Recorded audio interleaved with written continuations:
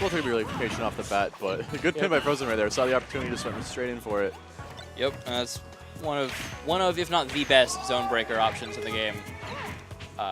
Diddy trying to space out with the peanuts, just keep Korin at a certain distance. And assuming you actually ground yourself, it's pretty safe. It's like, oh, I didn't hit you with the pin, you shielded, I'm just going to run away real fast. So. Yep, you can kick away if they're not right under you. You can jump out of it and have all kinds of mix-ups there. Although the jump isn't the safest way to get out of it, because it's like a shorter jump than your actual jump, and you can't like act out of that jump immediately.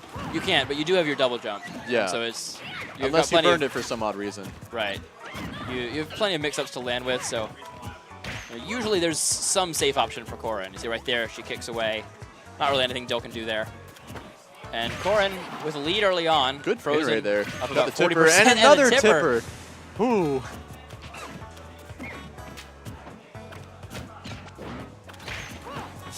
Looking for a banana pin right there, not quite finding it. The item game, really good right there. See the Z catch and the instant toss, followed by Frozen catching it on the other side. There you go, good jump onto the platform. A good way to use it right there, retreating. So, because the kick definitely would not have been safe onto Diddy from the distance he was spaced out. So there are definitely a lot of good situations where you do want to use that instead of the actual kick. Yeah, definitely. And Frozen always makes good use of those. He's got a pretty significant lead right here, sitting still at just 75%. Pretty safe percentage on his first stock.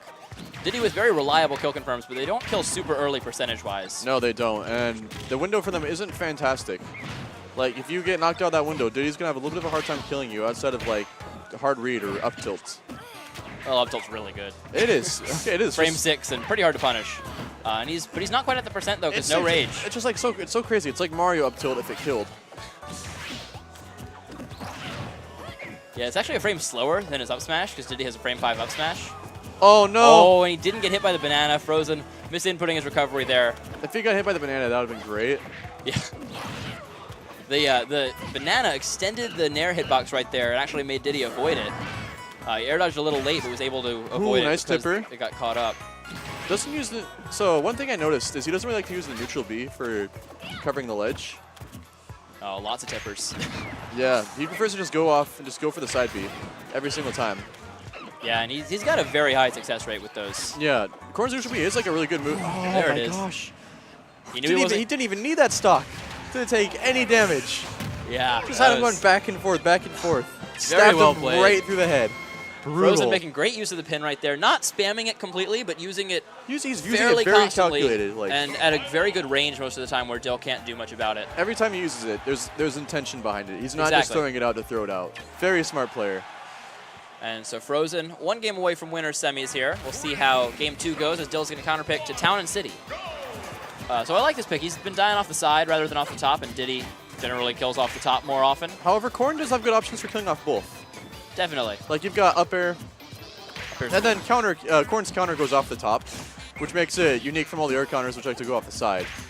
And it is a move that, like, you can go, like, counters aren't usually that great, but Korin's counters are a move. Pretty great. You have to fear it. Can you believe this is the nerfed version of the counter?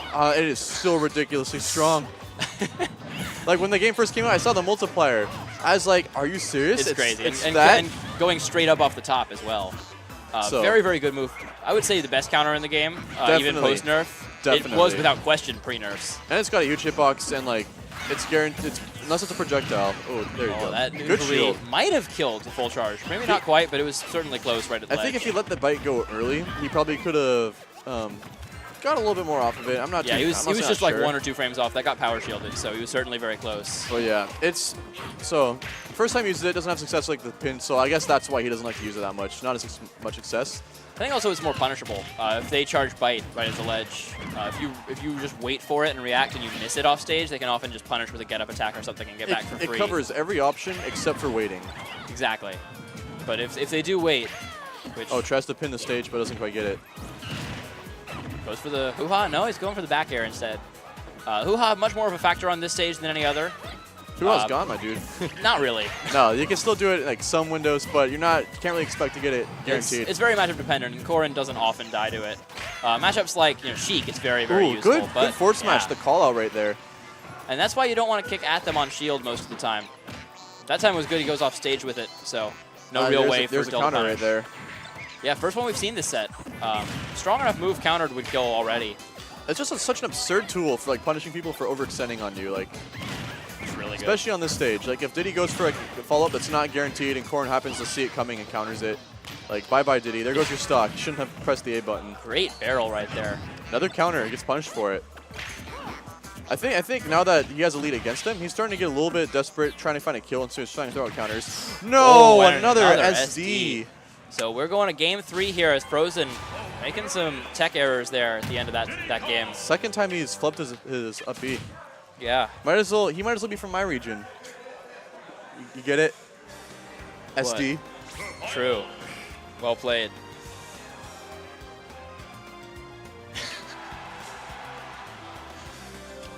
So we'll see if we can avoid those SDs as we go to Dreamland here for game 3. Frozen and Dill going into the last game of this set. This matchup in general is considered to be in Diddy's favor, according to most people who play these characters, from what I've heard. But yeah, certainly not super bad for Corrin. There's a Corrin player in my region who's PR'd, and there's a Diddy player who's PR'd, and usually the Diddy player always wins. So yeah, I think it's one of Corrin's worst matchups, but certainly a very good character who has a lot of options. Frozen is making it look very doable, though. He's not making it look like it's a horrible matchup for Corrin, which he can't do anything. Yeah. I think it's been a lot of his spacing. Has been good really jab right there. That was very good. That was a good read. And he punishes the monkey flip with that nair. And he got a lot off of it, too, which was very good. Yeah. Diddy's enough of a fast follower that he gets caught in a lot of those longer than most characters. That nair wasn't safe, and nice tech. Yeah, he does get the tech, and another the jab is behind him. I like rapid jabs. I like the noise that the rapid jab makes. It's great. I love Corrin's animations and sound effects and everything. I don't like Corrin personally as like a character in their game, but I think they're pretty nice in Smash. Very unique from the other Fire Emblem characters. Yeah, Corrin's really cool character. I played her when she first came out. Pre-patch Corrin was hilarious. We already talked about that. Yeah. But let's see. Okay, I have a question for you. Male or female Corrin? Female. Female? I agree. Female purple one, but any female. Looks like in Fire Emblem Warriors they're doing female Corrin, so.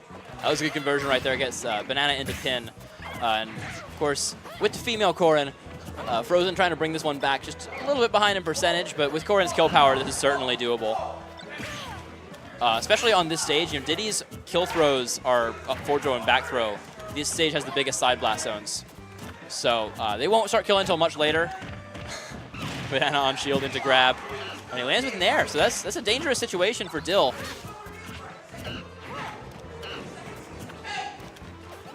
There's a lot going on in the venue right now. I'm not real sure what's happening.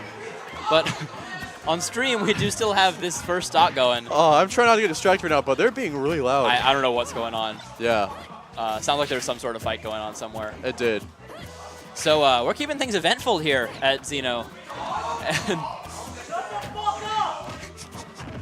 Whoa. So, Corrin's at max rage, 151%, and a good air dodge read by Dill. Is going to take the first stock with that back air. But Dill sitting at 89%, not fully safe, but certainly a percentage where he could get some extra credit right here. Yeah. He's down a stock, but he can definitely do it. Diddy's definitely in his kill range for a tipper. Yeah, and he's been hitting so many of those tippers. Let's see if he can get one right here. He hasn't really gone for any forward smashes, I've noticed. Yeah, I think we've only seen one the whole set. It was just a few seconds ago.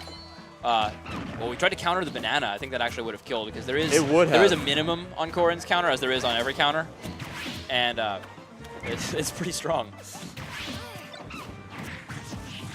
Good landing right there. The air dodge from ledge into the nair so that he doesn't get the air dodge landing lag. Ooh, he was going to go for another tipper, but Dill saw it coming and threw the banana first to cover his monkey flip. And there's the side B again. Very smart. That was interesting. Oh, he doesn't have his jump. He'll be okay right there, but this is a tough situation for Frozen. So much extra credit in such a short amount of time, and he's going to have to work just to avoid getting two-stocked again. Good falling nair right there. Oh, and that was a good idea. He saw it. Spaced it. Yeah. He had the read. The issue is you can't really do that too early. It's good back air right there. Very. Obligatory nice back air. Yep. He had that read on it, but you can't really pin too early because it actually extends her hurt box a long way. Yeah. And so it will lose to things. The hurt box goes most of the way down the lance because it is still a part of her, as are all of her lance. It's not really even a lance. It's her arm. Yeah, it's her arm turning into a lance. Okay, so and a great situation for Frozen, but he misses the temper. And he an SD flubbed from the Dill. up B. Oh, an how unfortunate finish yeah. to a fantastic set between Frozen and Dill right there. Other than that ending there, really, really great set overall. And So- good stuff to Frozen hanging in there. Very unfortunate. He almost got that. I wonder if that would have killed. I don't think it quite would have, but Dill missing the angle. He bounced. That's rough. He meant to curve up, but he just smacked right into the Yeah. wall face first, which is very unfortunate.